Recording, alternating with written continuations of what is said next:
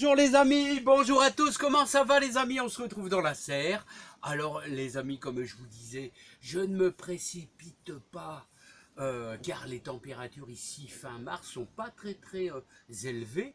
Mais j'ai quelquefois les amis, j'ai quelquefois des questions super intéressantes concernant par exemple l'enroulement des feuilles de tomates. Alors à quoi c'est dû l'enroulement des feuilles de tomates? Ouais, bah ici, je vais vous dire, ça va pas arriver. Ça va pas arriver parce qu'on a 12,9 cet après-midi et on devrait avoir 11. Alors, je vais certainement pas avoir mes feuilles de tomates qui vont s'enrouler, hein. Voilà. Alors, qu'est-ce que c'est? À quoi c'est dû d'avoir les feuilles de tomates qui s'enroulent? Eh ben, c'est toujours dû à une température dans votre serre, dans votre maison, qui est très élevée. Alors, ce qu'il faut veiller, les amis, c'est apporter un petit peu d'aération, aérer un petit peu vos pieds de tomates. Comme je vous dis toujours, les journées où vous avez un peu de soleil, tout ça, bah, essayez de les mettre un petit peu dehors, ça leur fait du bien. Là, vous voyez, bah, moi, il reste dans la serre quasiment toute la journée. Heureusement, on n'a pas de gelée. Hein. Parce que, attention les amis, dans les régions où vous avez des gelées, faut pas faire ce que je fais là les amis, parce que vous allez... bah, ils vont geler tout simplement. Hein. Alors, vous ouvrez votre serre, les gens qui sont un petit peu plus à la chaleur, ou alors, quand les feuilles s'enroulent et se recroquevillent, quelquefois ça peut être dû à une carence. Voilà. Alors c'est pour ça que je vous dis toujours dans votre terre, et moi je mets du lombricompost, hein, et je mets toujours quand même une bonne poignée dans mon terreau horticole de fumier de cheval. Bah ouais, c'est tous des petits secrets, super bien les amis. Hein. Comme je vous dis, à chaque fois les tomates, les tomates, c'est les tomates quand je vais les planter, moi les amis, je vais les planter, c'est-à-dire au mois de mai. Dans la serre, ça sera peut-être début mai, parce que là, on est quand même bien protégé des gelées. Mais dans le jardin à l'extérieur, ça sera au 15 mai. Et moi, j'apporterai, bien sûr, ça c'est indispensable, quelques belles poignées de fumier de cheval, bien pourri. Ouais, c'est surtout bien pourri. Hein. Alors, je vais vous parler d'un deuxième problème. Les feuilles un petit peu violacées. Alors, est-ce que j'en ai des feuilles un petit peu violacées? Voilà, légèrement. Alors ça, c'est pas encore trop grave, les amis, les feuilles violacées. Je viens de les arroser. Vous voyez, on les voit un petit peu, là, un petit peu violacées, là. Mais ça, c'est pas grave du tout, les amis. Hein. C'est un petit peu de chaud et froid, parce que dans la serre, vous avez un coup de soleil, et puis après, la nuit, il fait froid. Voilà, mais là, comme ici, on est dans le Pas-de-Calais, forcément, on va pas voir 35 dans la serre. Hein. Ici, on va peut-être gagner 5 degrés. Vous voyez, là, c'est un petit peu plus violacé. C'est un genre de stress, si vous voulez.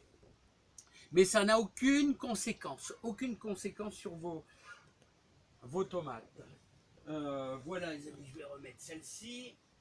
Voilà, et celle-ci, c'est une Montfavet ou c'est une... Ah, les amis, c'est bien beau, je vous fais voir mes tomates. Après, je ne sais plus si c'était une Montfavet ou une cœur de bœuf, parce ils sont à peu près au même stade. Les cœurs de bœuf sont un peu plus grosses. Alors, les amis, moi, tout ce que je peux vous dire, c'est que ce qui est important, c'est apporter du bon dans votre terre. Dans votre terre, vous allez mettre fumier de cheval dans votre terre. Je vous le dis, vous allez chercher un gros sac de fumier de cheval que vous allez mettre dans vos bandes quand vous allez placer vos pommes de terre, vos tomates. Et quand je vais faire ça à l'extérieur, mais là ça sera au 15 mai, je vais tout mettre à l'extérieur. Là, je vais mettre aussi fumier de cheval. Les amis, c'est important parce que regardez, j'en ai un bataillon. Hein. Voilà, regardez. Regardez celle-ci. Alors là, celle-ci, je sais, ça c'est tout des Montfavet. Tout des Montfavet. Voilà, la Montfavet, merveille des marchés. Et là, c'est des cœurs de bœuf. Et là, regardez, il m'en reste encore un tout petit peu là-bas, hein, les amis. Oh, regardez les belles salades. Ça nous fait plaisir, les amis. Alors, les amis, n'oubliez pas, les amis, que c'est le moment. C'est un moment, ici, on est encore en lune descendante. Allez chercher des petites salades à repiquer tous les allez, 25 cm, vous mettez une salade en ligne. Faites attention aux limaces, toujours, c'est les mêmes choses. Là, la salade, franchement, essayez d'attendrir un petit peu votre terre. Essayez de la concasser. Voilà, si vraiment elle est un petit peu lourde, un petit peu dure, ah bah, prenez un bon sac de terreau, c'est des choses simples hein, qu'on peut faire. Terreau horticole, ah ouais, un petit rappel, terreau universel, terreau horticole.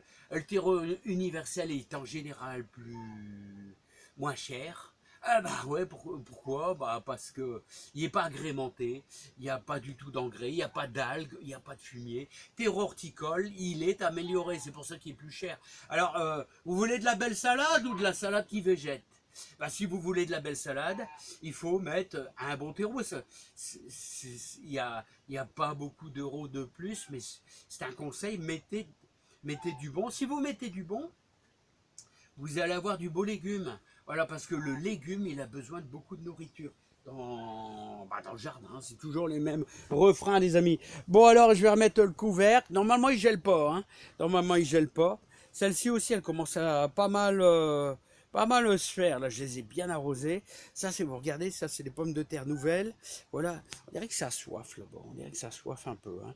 Je vais les mettre un petit arrosoir là. Bon, là-bas, c'est bien. Là-bas, ils sont belles. Là. Sont belles. Bon, et ça, c'est les œillets d'Inde. Alors, ouais, vous pouvez semer des œillets d'Inde. Bon, on est en lune descendante, mais ça va le faire quand même. Hein. Voilà, les œillets d'Inde. Bon, les amis, je vous adresse. Je vous souhaite plein de bonnes choses. Et n'oubliez pas, ah ouais, vous pouvez planter des échalotes. Regardez, la Redson, comment elle est belle. Alors les amis, je vais vous dire, moi, dans le jardin, là, je fais rien. Je vais vous dire, 12,9, on attend 11, ça sert à rien du tout de semer. Il n'y a rien qui va pousser. Je vous dis, au nord de la Loire, moi, je vous déconseille un peu parce qu'il n'y a pas de chaleur. Et qu'est-ce qu'il disait toujours mon grand-père quand il n'y a pas de chaleur? Ça ne sert à rien, tu vas perdre des graines, ça va pas démarrer. Ou alors, il faut que vous utilisiez un genre de serre-tunnel. Là, vous pouvez récupérer un tout petit peu de chaleur avec ça. Voilà, avec une bâche, bien sûr. Hein. Allez, les amis, moi, je vous laisse. Moi, tout ce que je veux, les amis, c'est qu'il n'y ait pas de gel pour avoir des prônes les amis, regardez des prunes, des prônes, là, hein. Là le feuillage n'a pas encore commencé, regardez il y a un nid de pie là-bas, vous le voyez là, le truc noir là, un nid de pie, voilà. Alors ça c'est pas bon les amis, c'est pas bon si j'ai des petites oies, hein, parce que j'ai 2 oies qui couvrent, mais bon, j'ai pas encore vu s'il y a d'œufs, enfin je les dérange pas, s'il y a des pies. Les pies, c'est malsain, hein. Ils sont toujours à 2 quand ils auront les jeunes à nourrir. Il y en a une qui va s'occuper d'écarter l'oie et l'autre qui va tuer le petit. C'est la loi de la nature, les amis. Allez, je vous laisse, à bientôt. Travaillez votre terre. Alors, replantez des petites salades et plantez des échalotes, ça, vous pouvez le faire. Vous pouvez semer des manches-tout. Oh, on est en lune descendante, mais ça peut le faire. Mais ça résiste bien au froid. Hein. Mais je vous dis, semer des poireaux, je vais attendre encore une semaine. Là, malgré qu'on peut commencer à semer des poireaux.